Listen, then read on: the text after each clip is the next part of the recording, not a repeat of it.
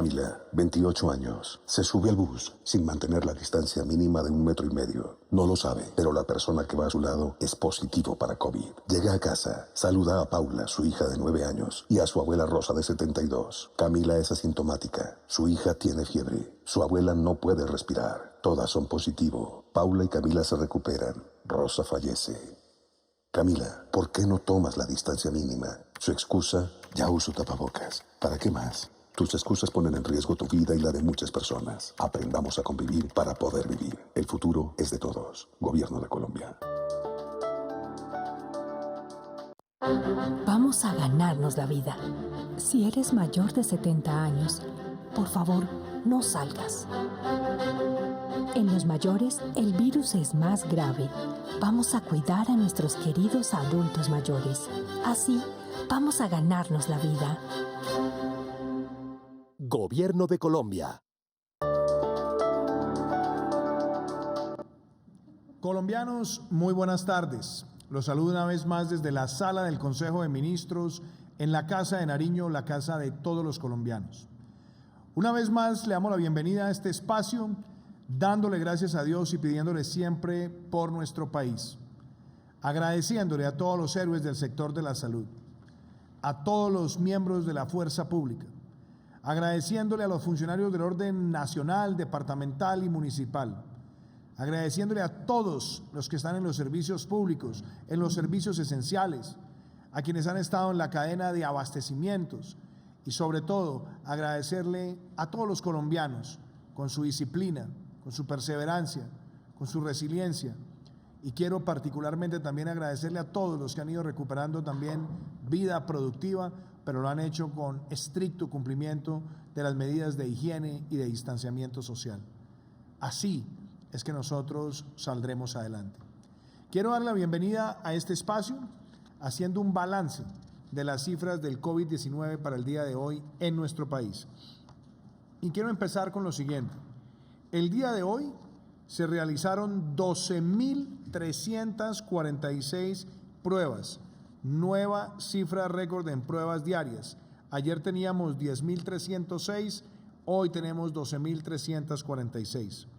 Se han registrado un total de casos positivos sobre esas 12.346 de 1.101, lo que nos da un rango de positividad del 8%, una vez más por debajo del 10%, que es uno de los indicadores que evaluamos y monitoreamos diariamente.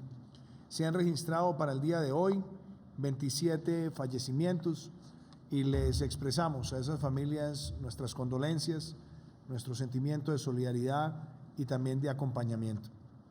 A la fecha se han realizado en total en el país 283.463 pruebas, de las cuales han sido descartados 259.360. Tenemos un total de casos positivos en el país de 24.104, frente a lo cual quiero destacar que 21.836, es decir, el 90.59% de los casos que han marcado positivos están siendo atendidos en sus casas, bien sea porque son asintomáticos o tienen manifestaciones leves o moderadas. En hospital, casos confirmados, tenemos 1.202, lo que equivale al 4.9% de los casos positivos. Y en unidades de cuidado intensivo, casos confirmados de COVID, tenemos 227, lo que equivale al 0.94% de los casos positivos. Y algo muy importante que quiero destacar el día de hoy, el número de recuperados en Colombia ya llega a 6.111 y sigue creciendo. Eso lo quiero destacar también con muchísimo énfasis, porque vemos un gran esfuerzo en muchos entes territoriales por acompañar a los pacientes en su recuperación, y también los colombianos que han sido agredidos por esta enfermedad han estado en su concentración absoluta para salir adelante. Quiero también decirles que a nivel mundial, para hoy, se han registrado un total de casos de 5.600.000 647.961, de los cuales tenemos casos activos 2.925.615. Tenemos recuperados a nivel mundial 2.325.989. El mundo registra 53.021 casos críticos y los fallecidos a nivel mundial llegan a la cifra de 353.246. Siempre es importante hacer este ejercicio, el ejercicio de mirar el balance y por supuesto también de llegar a los llamados que necesitamos transmitir a toda la sociedad. Yo quiero una vez más hacer énfasis en algunas cifras que quiero que ustedes tengan muy presentes en sus casas. Muchas personas se preguntan por el número de fallecidos en el país y a qué sectores de la población corresponden y por qué también muchas de las medidas. Y quiero compartirles a ustedes una gráfica que muestra el total de fallecidos en nuestro país y cómo esos fallecidos están ubicados en distintos grupos de edad. Hoy puedo decirles a ustedes, una vez más, que el 49% de las personas que han fallecido por COVID-19 en nuestro país son personas mayores de 70 años. Si a eso le agregamos las personas mayores de 60 años, tenemos que el 72.5% de la población está en ese segmento.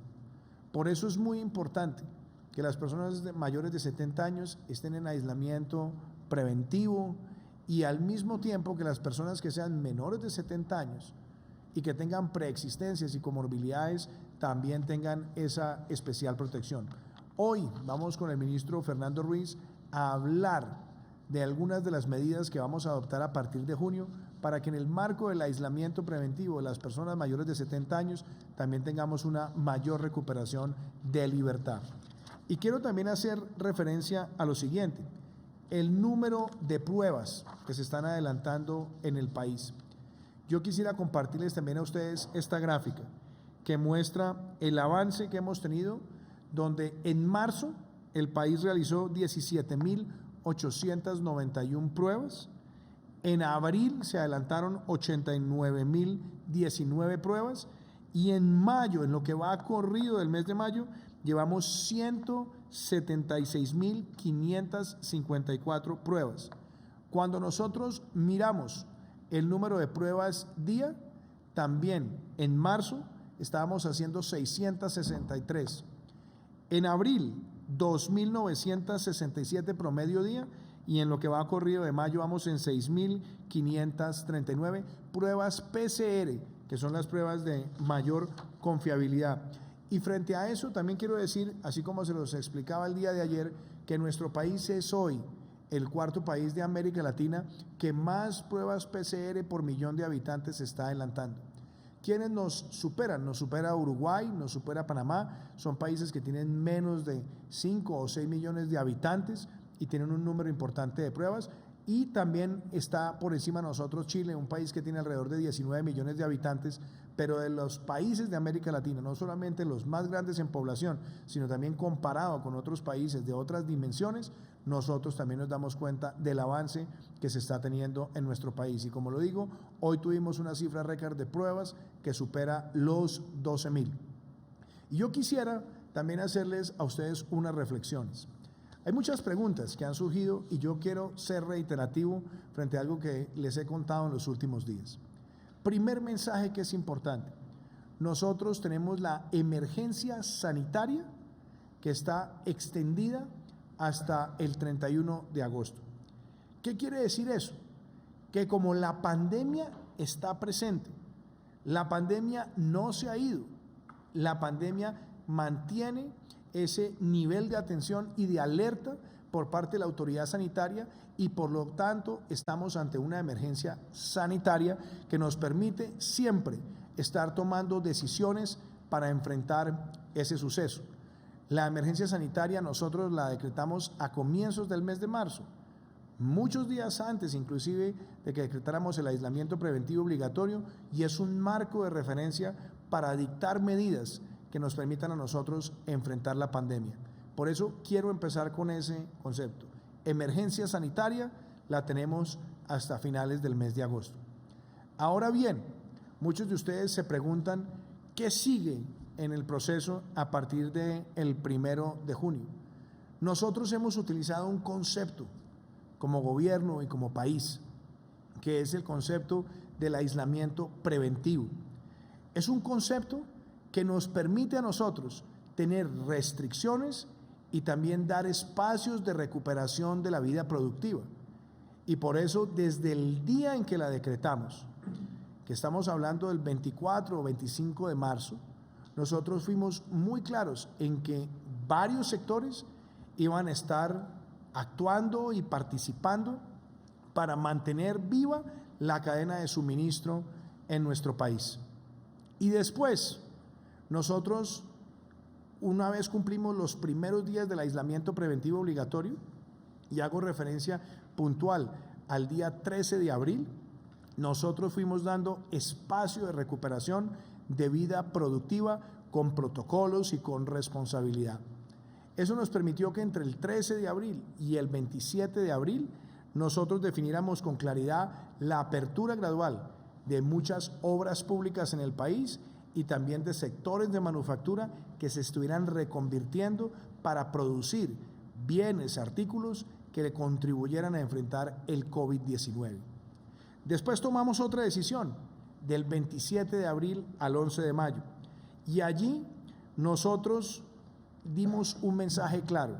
Queremos empezar a abrir gradualmente construcción y queremos abrir también gradualmente sectores de manufactura con protocolos y con el acompañamiento de los gobiernos subnacionales, departamentales y municipales, donde ellos tuvieran una llave de gradualidad, obviamente observando los distintos indicadores de la salud. Después fijamos del 11 de mayo al 31 de mayo unas pautas adicionales. ¿Cuáles son? Empezamos a introducir más sectores de la industria, más sectores de manufactura, introdujimos también elementos del comercio al por mayor, algunos elementos de comercio al por menor, como por ejemplo papelerías y librerías, y seguimos dejando esa llave de la gradualidad para ser administrada y trabajada por las autoridades locales. Y ahora, cuando empieza el mes de junio, es muy importante que nosotros hagamos un énfasis. Este va a ser un mes fundamental para todos nosotros. ¿Por qué? Por lo que estamos viendo en el comportamiento del COVID-19 en América Latina. Mi invitación clara es a que nosotros sigamos dando pasos con gradualidad. Por eso hemos hablado con muchísima tranquilidad y claridad en que vamos a empezar a dar unos pasos importantes en términos del comercio, en términos de servicios especializados. Estamos también otorgando un poco más de libertades a los distintos sectores de la población, pero este será un mes donde estaremos poniendo a prueba el enfoque de gradualidad con las regiones, el enfoque regional, donde estamos viendo cómo se comportan los indicadores de salud que han sido definidos por el Ministerio de Salud y por el grupo de expertos epidemiológicos, y cómo también tenemos unas líneas generales frente a las cuales quiero hacer precisiones. ¿Cuál es el principio general que queremos adoptar del 1 de junio al 30 de junio? Y es que nosotros vamos recuperando más vida productiva, pero quiero ser enfático, no estamos reviviendo la vida social, de mucha interacción social. ¿Por qué? Porque nosotros tenemos que seguir protegiendo la salud y la vida y tenemos que irnos adaptando frente a una enfermedad que va a estar presente por un periodo más prolongado. Por eso hago énfasis puntual en algunos de esos elementos que hay que observar entre el 1 de junio y el 30 de junio. Los mayores de 70 años deben estar en aislamiento preventivo en sus casas. Y ahora el ministro Fernando Ruiz va a ser muy puntual frente a las recomendaciones de los expertos para darles un espacio de gozar con más libertad. Segundo, las personas que tengan preexistencias y comorbilidades severas deben estar también en aislamiento preventivo. Lo vemos además en las cifras de mortalidad en nuestro país. Por eso hago un énfasis muy especial. Tercero, no tenemos ni jardines, ni colegios, ni universidades, pero tenemos también las pautas a partir de las cuales esos niños y esos jóvenes pueden también tener esos espacios de libertad a lo largo de la semana, y también los va a precisar ahora el ministro Fernando Ruiz. No vamos a tener eventos masivos, ni públicos ni privados. No tendremos bares, no tendremos discotecas, y los restaurantes seguirán operando para domicilios o para recoger pedido, pero además quiero precisar, eso no quiere decir que no estemos avanzando en protocolos que nos permitan vislumbrar cómo sería un escenario donde esos establecimientos puedan también convivir con la pandemia. Todo el teletrabajo posible es otro principio muy importante.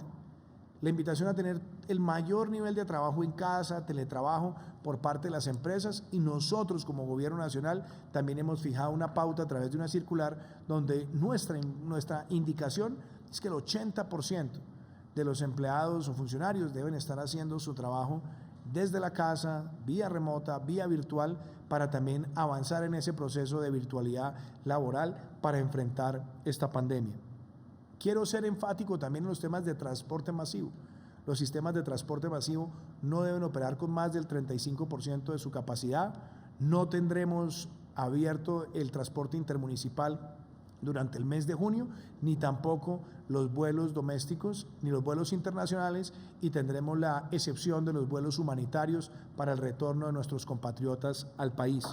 Mantendremos las fronteras cerradas también a lo largo del mes de junio, y insistimos muchísimo, el uso del tapabocas obligatorio en los espacios públicos, y también aplicar todas las normas de distanciamiento físico que son fundamentales para prevenir un contagio exponencial de esta enfermedad.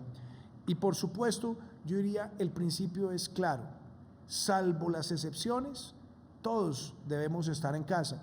Claro, tendremos un poco más de libertad, pero yo quiero hacer ese énfasis. Este es el mes donde todos nosotros debemos asumir ese gran compromiso de ir recuperando esa vida productiva con la gradualidad que se va determinando con las autoridades locales, pero donde nosotros logremos demostrar que se pueden dar esos pasos y que al mismo tiempo seguimos protegiendo la vida y la salud. Y eso me lleva también a hacer unas consideraciones. Hay personas que me preguntan, pero presidente, en la medida que recuperemos más vida productiva, ¿vamos a tener más contagios? Yo quiero decirlo con claridad. La respuesta es sí, pero no es en Colombia, es en el mundo entero.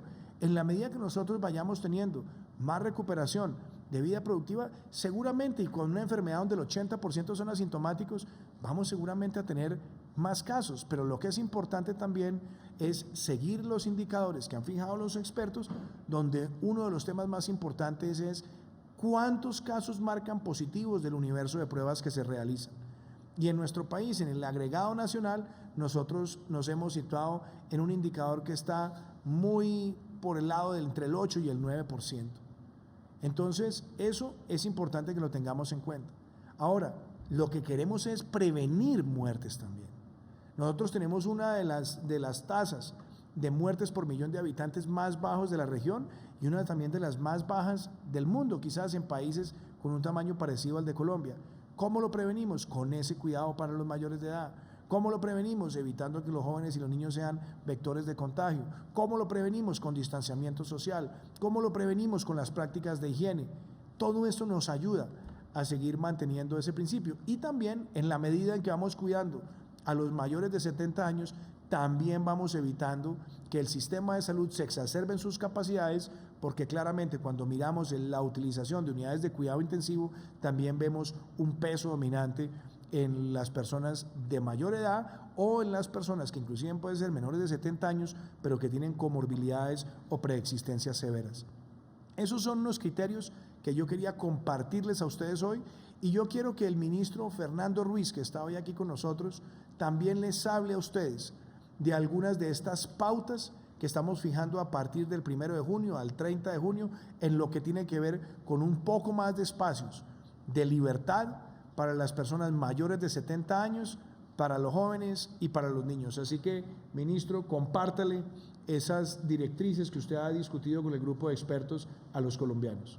Sí, presidente. Dentro de esas medidas que buscan dar un poco de mayor espacio, libertad y disfrute de los espacios abiertos, posibilidades de expansión para los diferentes grupos que tenemos en materia de aislamiento preventivo y con base en las recomendaciones de expertos, también del apoyo del Ministerio de Educación y de diferentes entidades, hemos, a partir del 1 de junio, tendremos algunos cambios importantes en la posibilidad de actividades al aire libre para estas poblaciones. Empiezo por las niñas y niños de 2 a 5 años que podrán realizar actividades al aire libre 3 veces a la semana durante 30 minutos al día. Este grupo no le hemos dado vía libre para salir, niñas y niñas de 2 a 5 años, 3 veces a la semana, 30 minutos al día. Los niñas, niños y adolescentes. Despacio nuevamente, ministro, vuélvalo a decir, por favor. 2 niñas y niños de 2 a 5 años de edad podrán realizar a partir del 1 de junio actividades al aire libre 3 veces a la semana por 30 minutos diarios. Obviamente bajo el cuidado de su familia, bajo el cuidado de un cuidador. Segundo, niños, niñas y adolescentes entre 6 y 17 años podrán realizar actividades al aire libre 3 veces a la semana durante 1 hora al día. Eso quiere decir que ampliamos de 30 minutos a 1 hora al día y eso lo que busca es evidentemente generar una adaptación para entrar nuevamente a actividades escolares a partir de agosto. Niñas, niños y adolescentes entre los 6 y 17 años, actividades al aire libre 3 veces a la semana por una duración de 1 hora al día. Tercero, adultos entre 18 y 69 años podrán que se mantengan en su casa, podrán realizar actividades al aire libre todos los días, 2 horas diarias. Ampliamos de 1 hora a 2 horas. Vuelvo y repito, adultos de 18 a 69 años. Recordemos que antes decíamos que teníamos del grupo de 60 a 79 años en otro grupo. Lo integramos de 18 a 69 años. Todos los días, 2 horas diarias de actividad. Mayores de 70, que hasta ahora no les habíamos permitido, recomendado la salida, y personas con enfermedades de base, comorbilidades, como hipertensión, diabetes, cáncer, VIH, EPOC, obesidad y autoinmunes, podrán realizar actividades al aire libre 3 veces a la semana, 30 minutos al día. Con eso estamos respondiendo de manera muy importante al clamor de esta población que nos pedía poder tener actividades y dentro de lo cual nosotros lo que buscamos esencialmente es protegerlos y esa recomendación sigue absolutamente vigente. Y Fernando, repito, Fernando, ministro, sobre ese tema también, a mí me gustaría que hiciera énfasis usted en que esto no es caprichoso, que esto no es que el ministro se le ocurrió, sino que además usted tuvo la consideración de hablar con los geriatras especializados del país. ¿Por qué no precisa también esa recomendación? Tuvimos la oportunidad de realizar con los grupos de geriatras del país, pedimos un análisis muy especial al servicio de geriatría del Hospital de San Ignacio, doctor Carlos Gustavo Cano. Vamos a hacer además, presidente, con base en eso unos lineamientos, porque aquí hay unos temas específicos de quién nos debe acompañar, a qué hora se debe salir, qué cuidado se debe tener. Y eso, para los mayores de 70 años, es evidentemente una gran oportunidad para poder disfrutar del sol y poder expandir y iniciar su proceso de reincorporación. Entonces, mayores de 70 años, actividades al aire libre 3 veces a la semana durante 30 minutos. Importante, los alcaldes deben definir los horarios para estas poblaciones y lo que buscamos esencialmente es que haya el menor cruce posible entre grupos, porque si hemos venido protegiendo a las personas mayores de 70 años frente a la posibilidad de contagio por grupos de menores, pues evidentemente lo que debemos buscar que haya una alternancia en los horarios de salida y que estos horarios no puedan efectivamente cruzarse. Presidente, esta es las definiciones que estamos planteando a partir del 1 de junio del año 2020. Pero usted acaba de decir algo en esa frase final que yo quiero que nos devolvamos un momento. Usted dice, aquí se dan las pautas para que los gobiernos locales las vayan aplicando. Pero hay algo muy importante en su última frase.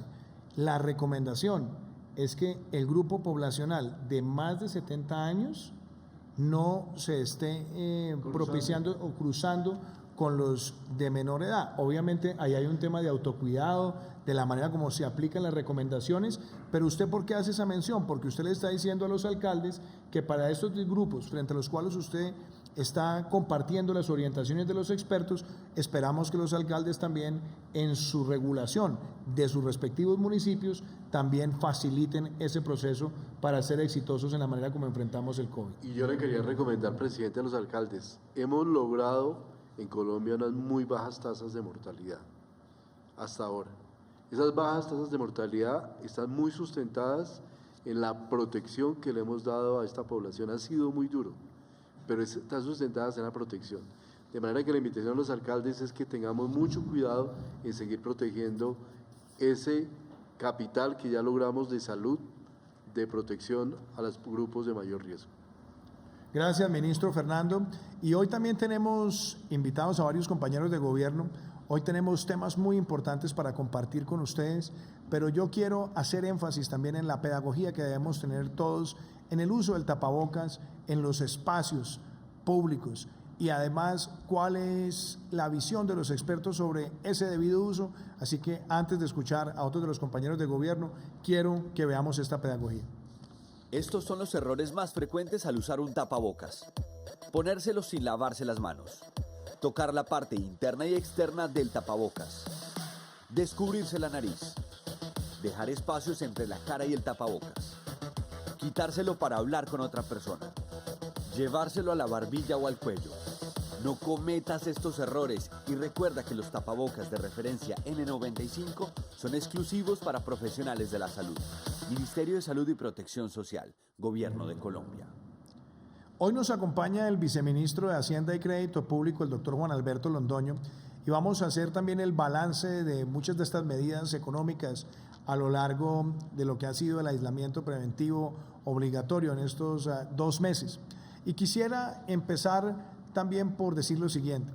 Muchas personas se preguntan, bueno, ¿cuánto en realidad se ha invertido? ¿Cuánto cuestan muchos de los programas que se han puesto en marcha?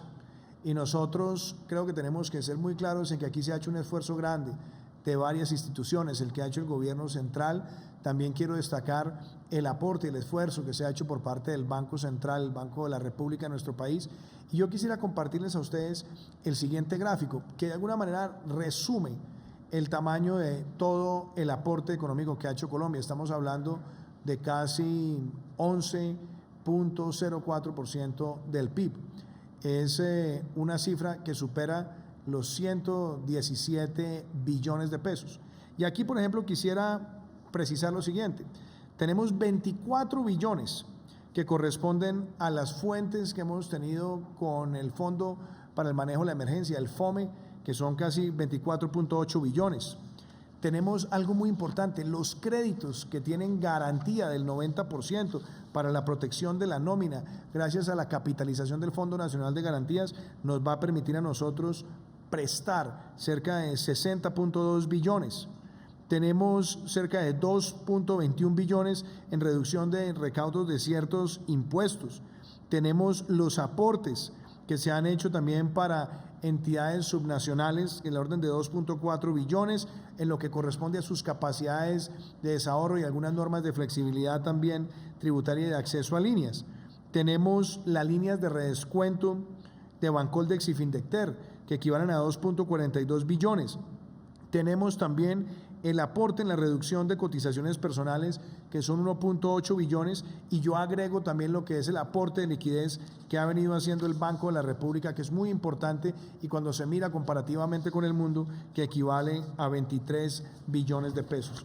Hago esta descripción general para que usted, viceministro, también pueda hacer ese barrido de lo que han sido las medidas de carácter económico y cómo Colombia, comparativamente también con otros países, está haciendo este trabajo y esfuerzo fiscal para enfrentar una pandemia que se siente a nivel mundial, que está golpeando prácticamente todas las economías del mundo severamente y cómo nuestro país ha venido sorteando estas circunstancias. Lo escuchamos. Presidente, buenas noches. Buenas noches a todos los televidentes. Como usted lo dijo muy bien, presidente, nosotros hemos usado distintas fuentes de recursos y el Estado, como un todo, ha venido haciendo un esfuerzo muy grande por atender la emergencia. Yo quiero decir que nosotros hemos atendido 4 segmentos de la emergencia, como lo hemos dicho en todos los escenarios. Uno primero de salud, con recursos directos para la atención de la emergencia, esos son alrededor de 7.2 billones de pesos que se han atendido con gasto y se atenderán con gasto directo para atender toda esta emergencia. Una segunda parte tiene que ver con los auxilios directos a la población más vulnerable. Y a la población más vulnerable el Estado le ha asignado y ya ha colocado alrededor de 4.5 billones de pesos en giros directos que se transmiten en ampliar el programa de Familias en Acción con giros adicionales, de Jóvenes en Acción, implementar el ingreso solidario, acelerar la devolución del IVA para que todas estas personas en situación de vulnerabilidad reciban unos mayores ingresos. Yo creo que esa parte es muy importante. Después dijimos que nosotros, otro de nuestros focos es proteger el empleo. Y para proteger el empleo hemos tomado 4 tipos de medidas. Una que tiene que ver con disminuir los aportes que hacen los empresarios en el costo de sus nóminas, y hay 2 temas ahí, como lo decía el presidente muy bien. Uno, reducirles los pagos de ciertos impuestos o aplazárselos en el tiempo, diciéndoles no paguen, por ejemplo, la segunda cuota a todas las MIPYMES de la renta que se causó el año pasado, y con eso les damos un alivio de caja. Adicionalmente se les dijo no hagan los aportes para fiscales para pensión en este momento, y eso les da otro alivio de caja. Después se les dijo hay otra parte de ayuda y es a través de los créditos que el presidente comentaba. Nosotros podemos comprometer hasta 60 billones de pesos en crédito que, como tienen garantía de la Nación entre el 80 y el 90%, serán compromisos que hace la Nación para que si las empresas en algún momento no pueden pagar, nosotros concurramos con esos recursos. Es decir, pusimos esos recursos en juego, pusimos esos recursos como garantía y la Nación honrará esas obligaciones en caso de que se presente algún problema. Y la tercera parte en la que ayudamos a proteger el empleo fue lo que lanzamos del subsidio a la nómina con ese 40% de cada salario mínimo de los empleados formales del país, de las empresas en cabeza de personas naturales y jurídicas. Todo eso nos suma un paquete absolutamente importante para proteger el empleo. Pero adicionalmente vimos otras condiciones y vimos la necesidad de las entidades territoriales de acceder a más recursos. Y para que las entidades territoriales accedan a más recursos, también les dimos posibilidades, les dijimos desahorren. Eso es un gasto que está haciendo la Nación. Está sacando un ahorro y está gastándolo en este momento alrededor de 2.8 billones de pesos que van a poder las entidades territoriales gastar directamente en sus territorios para atender la emergencia, y no solo para atender la emergencia en salud, sino para atender la emergencia por la caída de sus ingresos. Ahí estamos dando otro alivio absolutamente responsable con todas estas entidades. Y como lo decía muy bien el presidente, hay un aspecto muy importante, y es que tenemos que mantener la solidez de nuestra economía y de todos los flujos de recursos, y en eso el Banco de la República ha hecho un esfuerzo muy grande, dando nueva liquidez al sistema por más de 23 billones de pesos. Todos esos esfuerzos que hemos venido haciendo de gasto directo, de compromiso de recursos futuros en caso de que los créditos no se den, de disminución de ingresos por parte de la Nación al decir no cobro ciertos impuestos, y de disponer de recursos para que todo nuestro sistema de intercambio funcione como lo ha hecho el Banco de la República, nos llevan a esas cifras de alrededor del 11% de compromiso de recursos del Estado como un todo en la atención de esta emergencia. Muchas gracias, viceministro Juan Alberto. Y me gustaría que todas estas cifras y programas que les hemos contado a ustedes hoy como balance, también los podamos ver con una pedagogía muy clara. El Gobierno Nacional ha desplegado una importante y oportuna estrategia económica para atender la emergencia sanitaria y mitigar sus efectos. Gracias a un endeudamiento responsable, se aseguraron e incrementaron las fuentes de financiamiento sin necesidad de recurrir a los mercados. La Nación adquirió una deuda cercana a los 25 billones de pesos, repartida así: 12,1 billones del Fondo de Ahorro y Estabilización, 3 billones del Fondo de Pensiones Territoriales, 9,8 billones de las inversiones obligatorias de establecimientos de crédito en deuda pública y 330.000 millones del Fondo de Riesgos Laborales. También se han aprovechado los recursos de excedentes de los fondos públicos por 3,25 billones de pesos, 2,6 billones de la cuenta especial del Fondo Nacional para el Desarrollo de la Infraestructura y 650.000 millones de entidades con participación estatal. Finalmente, el gobierno recaudará cerca de 300.000 millones del impuesto solidario a los funcionarios y contratistas estatales que tienen asegurados sus ingresos. Con estas fuentes, el gobierno está protegiendo la salud, a los más vulnerables, los empleos y las empresas. Para proteger la salud, se han dirigido 7,2 billones de pesos para fortalecer la red pública, la ampliación de oferta y el aseguramiento. Se han protegido más de 7 billones de hogares vulnerables con 2 giros extraordinarios y adicionales de los programas estatales, la devolución del IVA, el ingreso solidario y el financiamiento de los servicios públicos. El empleo se ha defendido con medidas como las líneas con garantía de la Nación para pago de nómina y trabajadores independientes, el pago parcial de los aportes a pensión y el programa de apoyo al empleo formal.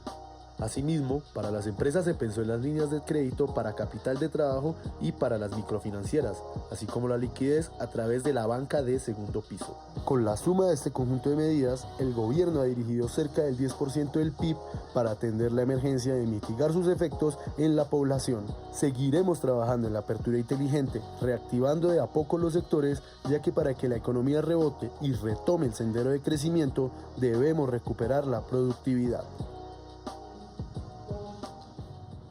Y hay otro punto que ha sido bien importante a lo largo de este aislamiento preventivo obligatorio y ha tenido que ver con la atención a los pensionados de nuestro país. Hoy nos acompaña el doctor Juan Miguel Villa, el presidente de Colpensiones, y ustedes recordarán que hace alrededor de mes y medio, sentado aquí en este espacio de prevención y acción, nos estaba contando de cómo queríamos llegar a muchos de los pensionados que no estaban bancarizados para que puedan tener su giro directamente en la cuenta, que no tuvieran que estar saliendo y exponiéndose a hacer largas filas y que por lo tanto facilitaran la condición de poder ser pensionados y poder tener comodidad en sus transacciones. Hoy, prácticamente un mes y medio después, nos acompaña nuevamente y tiene algo muy importante que compartirle a los colombianos, y es cómo hemos ido bancarizando a muchos de los pensionados para que tengan hoy el giro en sus cuentas y puedan tener todas las facilidades. Y además, algo que es muy importante, muchas personas pueden tramitar hoy en nuestro país la pensión a través de sistemas digitales, y eso también hace que Colpensiones se ponga a la vanguardia en ese servicio en el país, pero también cuando lo comparamos con otras instituciones parecidas en América Latina. Doctor Juan Miguel, bienvenido y cuéntele a los colombianos ese balance de bancarización, pero al mismo tiempo también el balance de los servicios online que ha dispuesto Colpensiones. Buenas noches, presidente, y un gran abrazo a toda la audiencia. En efecto, Colpensiones comenzó esta emergencia a finales del mes de marzo con una situación muy desafiante, y es que del 1.400.000 pensionados, cerca de 322.000 de ellos no contaba con una cuenta para abono de su mesada pensional. Por diversas razones, se habían rehusado, eran personas que tenían 5, 10, hasta 20 años cobrando su pensión de manera presencial en los bancos. Nosotros, pues conscientes de esta situación, desplegamos un operativo para poderlos bancarizar rápidamente, que no tuvieran ningún inconveniente y que el cobro presencial de las pensiones no fuera un factor adicional de riesgo para ellos. Estos 322.000 pensionados comenzamos a contactarlos y abrimos una línea de bienestar para que ellos también pudieran contactarnos a nosotros, la 018.042.55.55, que todavía está habilitada para que puedan acercarse y también decirnos dónde se encuentran. El resultado de este ejercicio, y especialmente, señor presidente, en cumplimiento del decreto 582 del 2020, que garantiza el derecho del pago de las mesadas pensionales, es que 266.000 pensionados ya cuentan de este universo de 322.000 con una cuenta bancaria para poder recibir su mesada pensional, y que esto no se convierta en un factor para que ellos salgan a la calle y se aglomeren en los bancos especialmente. Estas son medidas que nosotros tomamos para los pensionados, pero también tomamos medidas para las personas que están próximas a pensionarse, que durante esta emergencia, esta coyuntura, han cumplido los requisitos para poder adquirir una pensión. Por lo tanto, hoy Colpensiones es la primera y la única administradora de pensiones del país que puso a disposición de todos los colombianos la solicitud de la pensión en línea, totalmente no presencial, virtual. Lanzamos nuevamente nuestra sede electrónica y este ha sido nuestro trámite digital virtual estrella. El resultado es que al día de hoy ya la mitad de las nuevas solicitudes de pensiones se hacen en vía digital, desde la casa de las personas que cumplen los requisitos y especialmente en tan solo 15 minutos pueden hacer realidad ese sueño de muchas personas de llegar al retiro laboral y contar con su pensión. No tienen que ir a la oficina de Colpensiones, totalmente desde sus casas, y ha sido un gran logro. Tenemos un video para poderle explicar a aquellas personas que en este momento están cumpliendo los requisitos de pensión, sepan cómo hacerlos. Solicita tu pensión de vejez en la nueva sede electrónica de Colpensiones. Somos los únicos con este trámite 100% en línea. Ingresa a la página web de Colpensiones, ve a la sede electrónica y regístrate en el aplicativo de pensión de vejez Tiempos Privados. Durante el registro, responde las preguntas para la validación de tu identidad y completa los demás datos. Ahora comienza a radicar tu trámite 100% en línea ingresando con los datos del registro. Haz clic en la opción de reconocimiento y luego clic en pensión de vejez Tiempos Privados. Sigue los pasos que te indica el sistema y listo. Así de sencillo, en tan solo 15 minutos. Bueno, y otro de los temas que es muy importante tiene que ver con la protección del empleo en nuestro país. Yo quiero decirles, y quizás siempre con preocupación, pero también siempre con optimismo, que esta pandemia ha representado un golpe muy duro para el empleo en todo el mundo. Claro, por la afectación a las actividades productivas, y sabemos que el reto que tenemos todos es cómo salir adelante. Hoy nos acompaña el ministro de Trabajo, el doctor Ángel Custodio Cabrera, y él quiere compartir con ustedes mensajes muy importantes. Pero yo quiero hacer esta reflexión. Hace 2 días, en un medio especializado, se decía de parte mía lo siguiente, que la prima del mes de junio debemos pagarla, pero debemos también dar facilidades. ¿Por qué el énfasis en pagarla? Porque es un derecho de los trabajadores. Y porque si nosotros queremos que nuestro país siga progresando en lo social, tenemos que estimular esa relación fraterna, cercana, entre trabajadores y empleadores. Hay empresas que han visto caer muchísimo sus ingresos, más de un 20%, y por supuesto para ellos, en aras de preservar el empleo, pues hay que darles facilidades. Pero yo quiero empezar hoy con un mensaje contundente. Si estamos pensando en los trabajadores, tenemos que darle un mensaje de parte del gobierno a esos trabajadores que están sobre todo en un salario mínimo, un mensaje de claridad. Y hoy se los quiero decir a los colombianos, como gobierno nacional vamos a pagar el 50% de la prima de junio para los trabajadores formales que están en el rango de un salario mínimo. Esto va a beneficiar a cerca de 4 millones de trabajadores. Y ese mensaje quiero que lo reciban todos como un compromiso nuestro con lo social, con los trabajadores de Colombia. Pagar la mitad de la prima de junio por parte del gobierno nacional para los trabajadores formales que están en un salario mínimo. Segundo mensaje que también quiero transmitir, y es que muchas personas que están trabajando en empresas que han visto afectados sus ingresos en más de un 20%, propiciando esa relación fraterna, ese mutuo acuerdo, también queremos permitir facilidades para que se pague la prima, además asumiendo este aporte nuestro de cubrir el 50% de la prima para trabajadores formales de un salario mínimo, pero que tengan también mecanismos donde con fraternidad y de común acuerdo puedan también garantizarle ese pago a los trabajadores de Colombia. Y algo muy importante, hay algunas personas que han visto suspendidos sus contratos de trabajo en el último mes.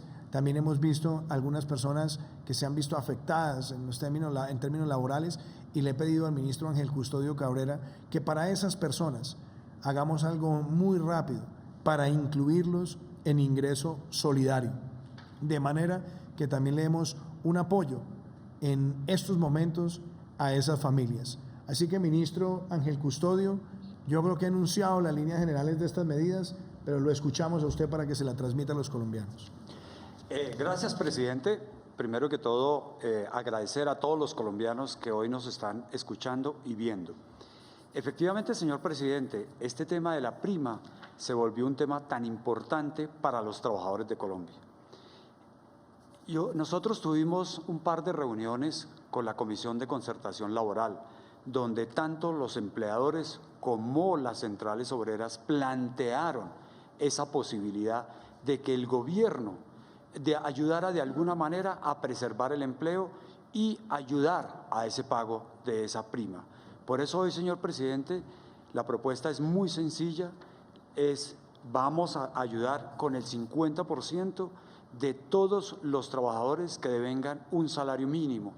Y la otra parte, para aquellas empresas o empleadores que tienen dificultades para cubrir esta situación, ayudar la siguiente manera, pero siempre y cuando exista un acuerdo fraterno entre empleadores y trabajadores, poder pagar ese excedente, este otro 50%, en 2, 3 cuotas, y reitero, siempre y cuando se pongan de acuerdo, reiteramos, en un acuerdo fraterno en ese sentido. Entonces, de esa manera, presidente, estamos garantizando los empleos, estamos garantizando que las empresas conserven su estructura y de esa manera un mensaje muy importante, presidente. De otro lado, así como estamos ayudando una parte a las empresas, queremos, y presidente, lo felicito por haber acogido esa propuesta, y al Ministerio de Hacienda, todos estos trabajadores, y estamos hablando de 600.000 trabajadores que le suspendieron su contrato de trabajo, esas personas que hoy no están recibiendo ningún ingreso, hemos decidido, y el Gobierno Nacional toma la delantera en el sentido de darles un ingreso solidario de 160.000 pesos para cubrir parte de sus necesidades. Entonces, señor presidente, yo creo que estos dos mensajes que estamos enviando de hoy, el tema de la prima y el tema del subsidio, ¿cómo se va a manejar? El tema de prima es igualitico como lo ha manejado el subsidio a la nómina, o sea, los mismos requisitos, empleadores que se disminuyen sus 20% de sus ingresos y otro tipo, los mismos requisitos. Y en el otro tema, y siempre y cuando estén formalizados, o sea, afiliados en el sistema de pila, porque es la única manera de controlar que estén ahí nuestros trabajadores. Y la parte del ingreso solidario, igual, estén en la pila con una casillita que dice contrato suspendidos. Presidente, estos son dos temas de verdad que le damos un respiro a muchas personas. Una cosa que usted dijo al comienzo de su intervención, presidente, los derechos de los trabajadores, este gobierno los sigue respetando. Aquí no estamos violando ningún derecho a los trabajadores. Por eso, ese tema de la prima, esa diferencia, siempre y cuando se pongan de acuerdo en un acuerdo fraterno, empleadores y trabajadores. Y de esa manera el derecho se cumple. Y de aparte de las personas que les han suspendido sus contratos de trabajo, el mensaje es importante, no los estamos dejando solo, presidente, muy bien por estos dos mensajes importantísimos a todo nuestro sistema laboral. Gracias, ministro Ángel Custodio. Nos acompaña también hoy el ministro del Deporte, el doctor Ernesto Lucena, y yo creo, ministro Lucena, que hay varios temas para abordar. Hay temas relacionados con el deporte de alto rendimiento, hay temas relacionados con algunas disciplinas y, por supuesto, hay muchas preguntas que nos han hecho sobre el fútbol profesional, sobre cómo va a ser esa gradualidad. Nosotros hemos dicho que eso lo hacemos trabajando con el Ministerio de Salud, con expertos. Usted ha venido teniendo conversaciones también con la FIFA, con la Conmebol. Me gustaría, doctor Ernesto Lucena, que usted le hable con claridad a todos los colombianos que amamos además el deporte, pero que queremos que los pasos que demos en este sentido también sean con muchísimo rigor. Y quisiera que usted también le hablara con mucha claridad a esos deportistas de alto rendimiento. Gracias, presidente. Muy buenas noches a los colegas de gobierno y, por supuesto, a los colombianos. Hay que decir que continuamos trabajando de la mano con el Ministerio de Salud, con todo el Sistema Nacional del Deporte, y agradecer a las federaciones de todo corazón porque han expresado en esos protocolos el sentir del deporte de alto rendimiento. Creo que hoy, presidente, le damos una nueva buena al alto rendimiento en Colombia, y es que 17 disciplinas deportivas podrán retomar sus actividades individuales y diferenciadas. Eso es muy importante decirlo, porque además en ese trabajo mancomunado con gobernadores y alcaldes serán ellos al final quienes determinen cómo van a ser la utilización de esos escenarios deportivos. Pero esto empieza a reactivar el sector del deporte en Colombia, y era lo que ellos venían pidiendo con miras a lo que va a pasar a partir de agosto en las competencias internacionales. Importante también decirlo, presidente, hemos trabajado con el gremio del fútbol, con la Federación Colombiana, con la DIMAYOR, con el Ministerio de Salud, con los jugadores, que son un pilar fundamental de este deporte, y hemos llegado a un consenso muy importante. También entran en esa materia de empezar a entrenar a partir del 8 de junio de manera individual, con unos protocolos que estamos estableciendo con el Ministerio de Salud. Hemos dicho también, con mucha pausa y con mucha tranquilidad, que los entrenamientos colectivos se harán en el mes de julio, y si todo sigue de la manera que lo estamos viendo, podríamos iniciar esa liga profesional que tanto anhela Colombia en agosto de este año. De esa manera, presidente, a puerta cerrada. A puerta cerrada, ningún espectáculo ni deportivo ni de los otros que se han mencionado por este año serán a puerta abierta, y aquí hay que mandar un mensaje muy importante. Del autocuidado, de la autodisciplina de todos estos deportistas dependerá que nosotros podamos seguir en esa reactivación de sectores y de otras disciplinas deportivas. En estos días, presidente, y con eso quiero terminar, he tenido llamado de personas que no están cumpliendo las normas de la actividad física al aire libre. El llamado, por favor, a los gobernadores y a los alcaldes, que tengamos mucho cuidado. Si no cumplimos estas normas, podemos tener focos de contagio de los deportistas, y eso no es lo que queremos para nuestro sector, presidente. Gracias, ministro Lucena. Y ministro Fernando, ya el tiempo se nos está agotando, pero yo no puedo dejar que usted haga referencia a dos temas rápidos. UCIs, capacidades, pero la otra cosa que es bien importante, los ventiladores que ya fueron adquiridos, y algo que también quieren escuchar los colombianos. ¿Cuántos han llegado a la fecha y cómo estamos avanzando en la distribución? Sí, señor presidente. Nosotros tenemos en este momento un total de 3.647 camas de UCI ocupadas y un total de 2.639 disponibles en nivel nacional. Es decir, tenemos 42% de UCI disponibles. También importante lo que hemos venido diciendo en otras oportunidades. Eso, usted dice 42% del total de las UCIs. Del total de UCIs. Del total de UCIs, porque nuestra meta ahí era liberar entre el 40 y el 50% para COVID.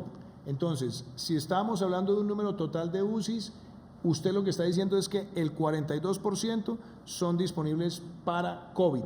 Exactamente, presidente. Y logramos ampliar ya 940 camas adicionales, y ya tenemos 6.286 UCIs en el país, lo cual nos da evidentemente una capacidad de ampliación. Seguimos ampliando la capacidad.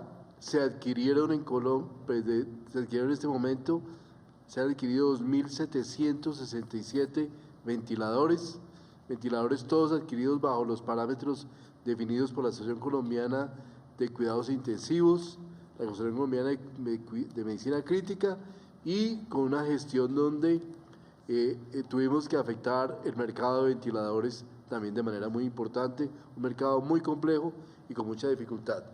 Y en esto que dice usted, señor presidente, ya podemos darle la buena noticia al país de que en este momento nos han llegado los primeros 90 ventiladores, y el ministerio tiene una lista en este momento, una resolución para hacer entrega de los primeros 42 ventiladores, 9 para el Hospital de San Andrés de Tumaco, 29 para el Hospital Universitario del Caribe de Cartagena y 4 para el Hospital Departamental de Villavicencio.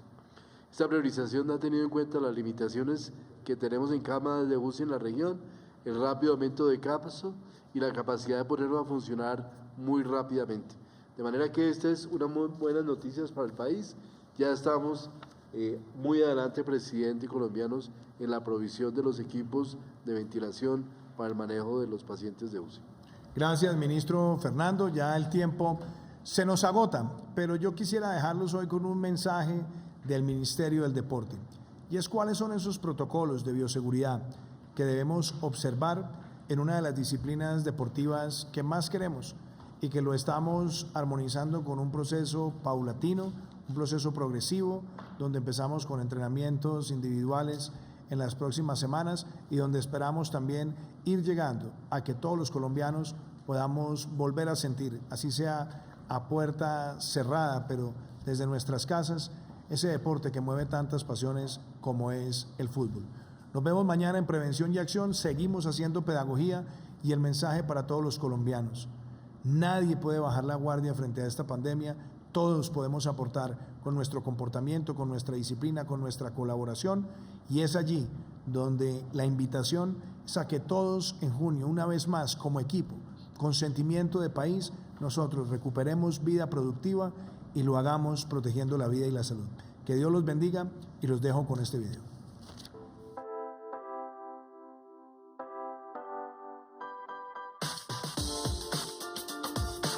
El Ministerio del Deporte, en un trabajo en equipo con el Ministerio de Salud, la Federación Colombiana de Fútbol y con el apoyo del presidente de la República, Iván Duque, lograron elaborar los protocolos de bioseguridad que garanticen el retorno del fútbol profesional al país.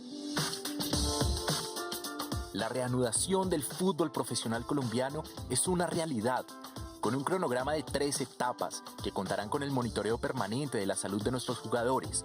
El próximo 8 de junio se iniciarán los entrenamientos individuales. Posteriormente, se dará paso a la fase colectiva y se concluirá, de acuerdo con la evolución del proceso, en el inicio de la liga en el mes de agosto. Felicitaciones al ministro del Deporte, doctor Ernesto Lucena, quien afincado en lo científico y con la ayuda del ministro de Salud han tomado tan trascendental decisión. El Ministerio del Deporte ha tomado la decisión de permitir de una manera responsable el retorno a los entrenamientos individuales para llegar a los colectivos y luego empezar nuestro torneo profesional. Muy contento por la gran noticia que nos dio el Ministerio de Deportes, agradecerles a ellos y al Ministerio de Salud. Vamos a volver a los entrenamientos de una forma muy responsable. Ahora lo importante es concentrarnos en educarnos adecuadamente y seguir los protocolos tal y como lo establece en el Ministerio. Y asimismo seguir con rigurosos protocolos fuera de los entrenos. ¿Cómo nos cuidamos? Pensando en nosotros y cuidándonos nosotros, vamos a estar ayudando a los demás, a que los demás se cuiden y mostrar buenos ejemplos. Se cumplió con el proceso de realizar un protocolo muy detallado que básicamente garantizara al máximo el control y la seguridad de la salud de los jugadores. A los futbolistas solo me queda pedirles que cumplan con todas las normas de protocolo para que este deporte que tanto queremos le siga dando alegría a todos los colombianos. Con la reapertura de actividades deportivas para el fútbol profesional colombiano, entre todos avanzamos de forma segura en esta Colombia, tierra de atletas. Camila, 28 años, se sube al bus sin mantener la distancia mínima de 1,5 metros. No lo sabe, pero la persona que va a su lado es positivo para COVID. Llega a casa, saluda a Paula, su hija de 9 años, y a su abuela Rosa de 72. Camila es asintomática, su hija tiene fiebre, su abuela no puede respirar. Todas son positivo. Paula y Camila se recuperan. Rosa fallece. Camila, ¿por qué no tomas la distancia mínima? Su excusa, ya uso tapabocas. ¿Para qué más? Tus excusas ponen en riesgo tu vida y la de muchas personas. Aprendamos a convivir para poder vivir. El futuro es de todos. Gobierno de Colombia. Vamos a ganarnos la vida. Si eres mayor de 70 años, por favor, no salgas. En los mayores, el virus es más grave. Vamos a cuidar a nuestros queridos adultos mayores. Así, vamos a ganarnos la vida. Gobierno de Colombia.